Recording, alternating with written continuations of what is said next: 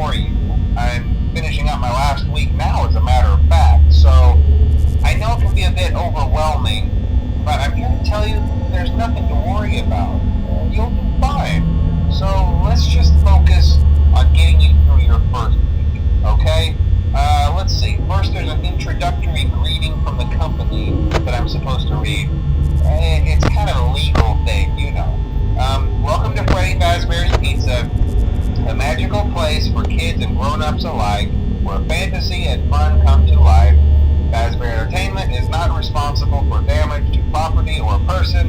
Upon discovering that damage or death has occurred, a missing person report will be filed within 90 days, or as soon as property and premises have been thoroughly cleaned and bleached and the carpets have been replaced. Blah, blah, blah.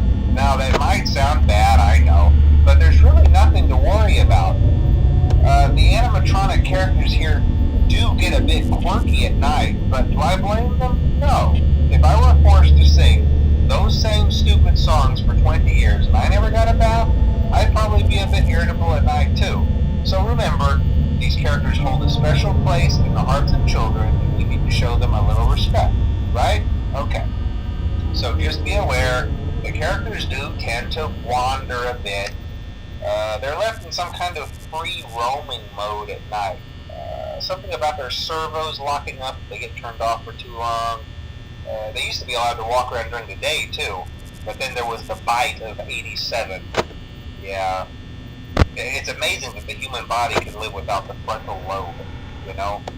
Now, concerning your safety, the only real risk to you as a night watchman here, if any, is the fact that these characters, if they happen to see you after hours, probably won't recognize you as a person. They'll most likely see you as a metal endoskeleton without its costume on. Now, since that's against the rules here at Freddy Fazbear's Pizza, they'll probably try to forcefully stuff you inside a Freddy Fazbear suit. Now, that wouldn't be so bad if the suits themselves weren't filled with crossbeams, wires, and animatronic devices, especially around the facial area. So you can imagine how having your head forcibly pressed inside one of those could cause a bit of discomfort and death. The only parts of you that would likely see the light of day again would be your eyeballs and teeth when they pop out the front of the mask. Yeah, they don't tell you these things when you sign up.